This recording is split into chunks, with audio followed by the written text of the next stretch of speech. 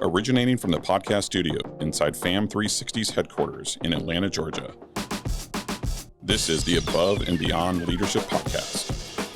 The Above and Beyond Leadership Podcast is designed to encourage, equip, and inspire our audience through a combination of inspirational stories and real-life experiences shared by other successful and skilled leaders in a variety of vocations. We hope that the Above and Beyond Leadership Podcast empowers each one of us to step out, step up, and ultimately thrive as leaders. Now here's our host, Mr. Matt Maloney. Hello, and welcome back to another episode of the Above and Beyond Leadership Podcast. I am your host, Mr. Matt Maloney. I am thrilled to be back in studio today with our guest. If you hadn't had an opportunity to check out our prior episode, please do, with Miss Dara Tarkowski. Dara, if you missed the first episode, Dara is a Fintech trailblazing attorney. She's a podcast host, managing partner at Actuate Law. She's general counsel for Fintechs. She's a serial entrepreneur, a part of a number of businesses that she's helped co-founded. And probably most importantly, she's a wife and a mother of three. And so without further ado, welcome back to the studio, Dara. Thanks for having me back, Matt. You're welcome. So, hey, I thought one of the things we were talking about on the last episode is just all of the things that you do to really help to speak into and help mentor other men and women in your business, but right, other people within your organization. You also help your clients, such as me, in navigating our businesses. So you have a lot of stuff going out, right? Going out of you. What do you do to rest, reset? Are there things that you like to do? Are there books that you read? Just tell me about that. What does that rhythm look like? Rhythm is a really interesting word because it implies some sort of regularity or cadence. And I wish it were, I wish it were actually like that. With as much as we have going on, especially, you're a dad, I'm a mom. When kids are involved, life's a little unpredictable all the time, right? You got kids in sports. Dirty secret, I am a full-fledged dance mom. My daughter, Misha, is like a nationally competitive dancer. So between the months of February and June, we're in like full-on dance season. So honestly, I would say the things that feed me the most, my heart and my soul, and I'm not talking about work. I'm obsessed with my kids. I love being their mom so very much. The road to being a mother for me was not easy. My husband and I, we worked really hard to bring those little nuggets into the world. And I think when it was, when you're at sort of a point in your life and, a doctor looks at you and tells you that you might not be able to have kids, the fact that I've got, three beautiful ones, and I feel so very lucky and fortunate that, some other women weren't as lucky as I was in being able to solve those problems.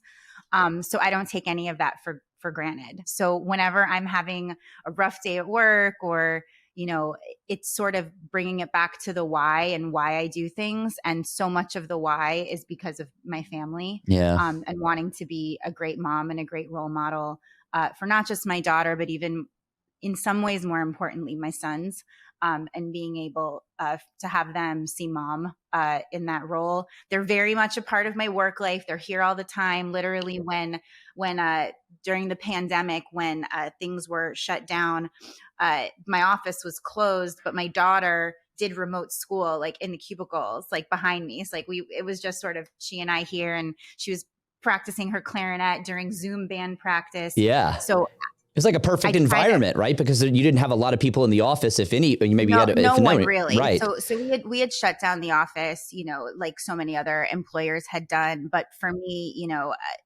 I had the benefit of I have the keys to this place, so I could come in here and be safe. So it was just such an interesting time, and being able to clock those extra hours with your kids that you wouldn't have otherwise. But I know that might sound super trite, but it's really my kids. They make me laugh, they make me laugh. They make me proud. They make me happy. They're silly. They're goofy. They're, their best. And I don't think that there's any greater responsibility that I have on this planet than No doubt. raising 3 wonderful humans. Yep. No doubt. So if I'm not doing that, then, then guilty pleasure, a little Real Housewives of a variety. I don't know that feeds my brain, but it definitely chills my brain out. It just chills you out, right? It allows you to check out is what it does, basically. Well, I think that's important too. No doubt. Right? Like, I think that's important too. And I do think that so many successful people just feel like they put so much pressure on themselves to be productive every moment that they're awake. And that's just not sustainable. And it leads to really bad burnout. Big time. People being cranky and salty. My husband reminds me of that all the time. My business partners remind me of that all the time. My business partner, Randy, will consistently wag his finger at me and being like, you don't have to be working all the time. Yeah. Like literally go home and binge watch a little Erica Jane on Real Housewives of Beverly Hills. Like it'll be good for you. Just go do that. I love it. So again, you gotta, I think balance is so important. We're not machines, we're people. I have to say Netflix has probably like fundamentally changed the way that we decompress and just check out of reality, right? Because we can just binge watch, doom, doom, doom, doom, next one. It's almost dangerous actually when you're watching things like that. Yeah, but I mean, we all need sometimes a lot of us need some mindless escape. Oh yeah. And I also think it's really important. Like it's okay to be mindless every now and again. Of course it is. Keeps you from snapping. Well, I think that there are so many tens of thousands, if not hundreds of thousands of self-help books and how to handle this and how to have work-life balance. And I think people oftentimes don't appreciate the day in a life of an entrepreneur, particularly an entrepreneur who's running a sizable organization, not to mention invested in other organizations. And I can speak from personal experience that sometimes I spread myself too thin. And that's, one of my goals this year is to kind of dial a few things back so that I can put more focus, more energy, if you will, into fewer things, but just go narrower and deeper, so that I'm not spread so thin and then I'm not burned out. Because if I am burned out, then I don't get to experience the things that are the most important to me in a fruitful way, which are my kids. I think all entrepreneurs who have families, particularly children of younger age, like you and I, experience. I think that that's exactly right. But once you're aware of it, you're aware of it. And in terms of sort of that laser focus, at one point you're right. There's only so many hours in the day, and there's only so much attention that we can give to any one thing at one time. So sort of my rule of thumb, it's like we have our core, right? We're now at the point where you have your core things that you're responsible for, that are working, that you love. And as other things sort of start crossing your paths, to me, particularly as an investor, as, someone who I see a lot of deal flow, things sort of cross my desk. The first question I now ask myself, is this accretive to what I am doing right now and my core, goals right now? And if the answer is no, as interesting as it might be, I know that will take up 5 times more of my time than something that is already accretive and complementary to what I'm doing. So I think, unless you truly want to burn yourself out, I think that's a really good and healthy question to ask yourself sort of right up front as you're making decisions for what's going to be the next thing that I do or that I add or that I, edit. Yeah. I had somebody coach me at one point in time, and we were talking about, and there was a book, I don't remember the name of the book, but there was a book that essentially was saying, your best yeses are saying no to these things over here so that you can say yes more intentionally to these things over here. And I think that that's a lesson that it took me a while to really appreciate as an entrepreneur, and understand that we only have so much energy so we can put into something. And if it is spread too thin, the other things aren't going to move. So just curious, this is kind of maybe a life hack. We talk about work-life balance. You mentioned it a moment ago, and I mentioned the word rhythms. I believe that it's impossible to have work-life balance. I think it's just about a rhythm. Sometimes those rhythms are, sporadic. But with that being said, Is there anything that you do that maybe our audience can benefit from? Like, do you time block certain things, or are there certain days of the week to say, you know what, I'm at a point now in my career that, this day is blocked and nobody touches it because I'm doing X, Y, and Z, whatever that is? So I definitely put effort into trying to do that. Part of the challenge that I have in what I do is that I am in a client serving role. And there are, as much as I want to, there are times where I could do my darndest to block off a Friday for planning and, strategy planning and, or even, a little bit of self-care time. But at the end of the day, if one of my clients needs something from me on that day, if I get, an emergency motion filed in court, if there's something that happens, my time block goes out the window. Yep. And you show up for your clients. That's the nature of the beast. But when I do have those opportunities, I am pretty strict about blocking out that time for myself where, I need to do some really hard, uninterrupted thinking, and just having some time alone with your own thoughts, just listening to some music, reading, reviewing sort of strategic planning. I don't know if you can see it right now. At one point in the camera, I have this giant whiteboard behind me of my entire sort of year's calendar, where, a week or so ago, I had like a 4-hour blocked off planning session. I was like, I just need to look at my year. I need to look at it color coded on a big board, client obligations, conferences. Where am I going to be? Am I going to be in Chicago? Am I going to be in Miami? Like what am I doing? And you've got to give yourself that space to think and be, because as a leader, and I know you've never said this to me, Matt, but I can just like feel it. There are people clawing for your time. Oh yeah. All the time. Yeah.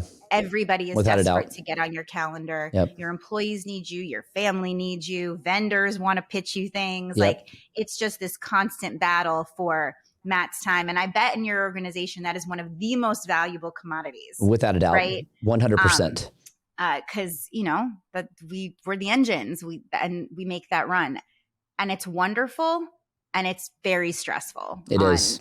On the flip side. And, I'm not shy with my staff and, my people either, being like, if you guys try to book another meeting with me on a Friday, I'm literally going to ban Friday meetings. Yeah, like, that's you it. guys can't do that to me. Yeah, don't do that anymore. It's funny. I just removed some things at the beginning of the year for my Friday calendar. I had some reoccurring things every Friday. I said, we're removing those. They're either going to find another day in the week. They're going to go on Thursday somewhere else, but I'm removing that from Friday.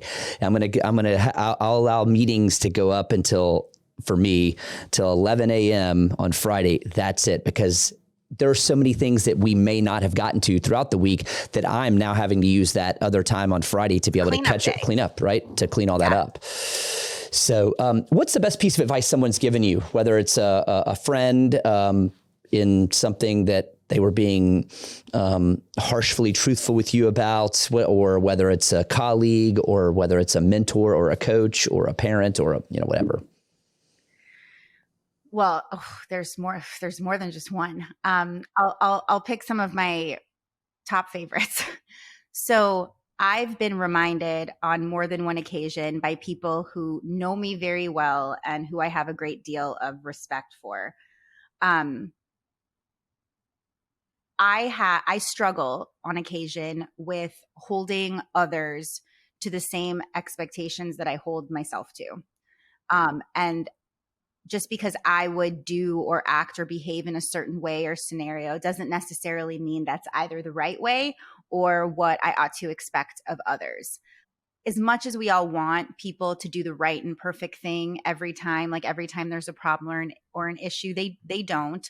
And I do think sometimes I can maybe be a little bit unfair in the way I place those expectations on other people, because not everyone is going to act the way Dara would act. Yeah. And that doesn't make it, right or wrong or good or bad. It just makes it different than the way I would behave. Sure. And then I can't hold that behavior against people, right? Just because they're reacting in a way that is maybe not how I would or I would prefer they to react.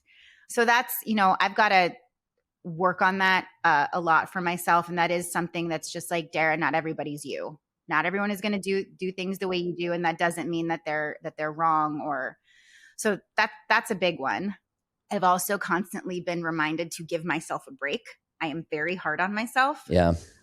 I have very high expectations of myself, and I am my own worst enemy sometimes if I feel as though I made a mistake. So we have to give ourselves some grace every once in a while, even quite honestly, when we suck at it, and I suck at it.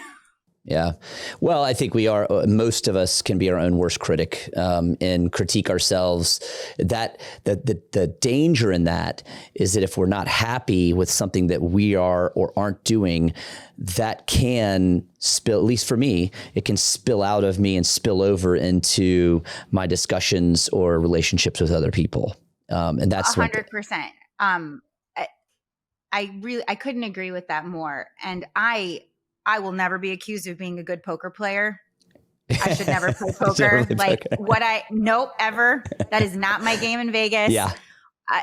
What I feel, what I think is on my face or out my mouth. Yeah. That means you're a good craps player. Just craps. You just roll it and go. But I mean, for better or for worse, that sometimes it's an asset, sometimes it's a liability, but at least, for those who work with me or interact with me, you never have to guess what I'm thinking. Everybody always knows what I'm thinking. Yeah. Well, speaking of, is there a scripture, creed, motto, quote, something that, and it may be something you live by, it may be something that is just kind of a hallmark for you each year? I know some people, they do like annually, they do one word for the year and everything is centered around that. Or they say, no, this is my, quote for the year or whatever. But is there anything life-wise or annually that you live by? Or in my office over there's a black poster. And on that poster are sort of 10 things that I call them the top 10 Sandy Shevlin life lessons that he imparted to his daughters. I lost my dad when I was 27. I was pregnant with my first. My dad was by far the largest sort of influence on my life. He was my best friend. So it's those 10 things that are written up there. Some of them are very profound. Some of them are sort of silly. To me, those are my sort of guideposts. And it's something silly like, my dad always imparted on me that I should never be the one to start a fight or pick a fight. But if someone starts a fight with me, I better damn well finish it. Yeah. So it's sort of things like that. He was always a big proponent of his daughters being strong and firm and standing up for themselves. And sort of strength and power and confidence in oneself were things that my dad drilled into my head from the time that I was a very, very young girl. And those are things that I still remember and that resonate with me really sort of strongly. And then on the flip side, they're not sort of mottos or sayings or creeds, but my grandfather, my mom's dad, who's the namesake of my daughter, Misha, he fought in World War II for the Soviets, fought the Nazis, was a very decorated sniper and a Holocaust survivor. Wow. It's really, I think about his life, like just his life all the time, and think about that no matter what situation I'm presently in or that I think is very difficult or that I have trouble working for, things that are stressing me out, really just thinking about his life puts the rest of my life in, I think, a pretty clear perspective in terms of what I value, what I prioritize, problems that aren't maybe really problems if you think about them really hard. It's also just a reminder of how blessed and grateful I am for the things that I have. And I think between those two things, everything becomes manageable. And I also think that's why I've become such a really good problem solver in my personal life. Obviously, in my professional life, it's my job to solve clients' problems. But those are the things that I really think just drive me day in and day out. Well, our actions create experience. Experience creates perspective, and perspective, which you were just talking about in a roundabout way, is everything. Like our perspective on life and how we approach challenging situations, triumphant situations, and all of those different things. And I think that was really great. Thank you for sharing that. I want to close with one question. If you could go back to your younger self and give yourself a piece of advice, young Dara, a piece of advice, what would it be? If I could go back and give young Dara a piece of advice, it would be to spend better and more quality time with my parents.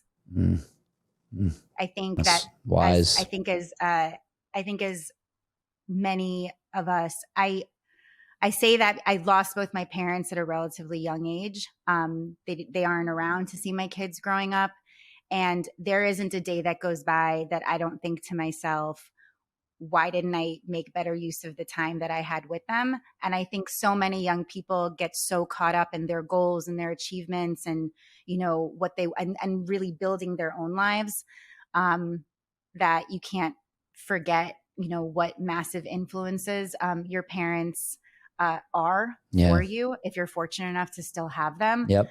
And as much as sometimes our parents drive us crazy, and they all drive us crazy, that's part of their jobs.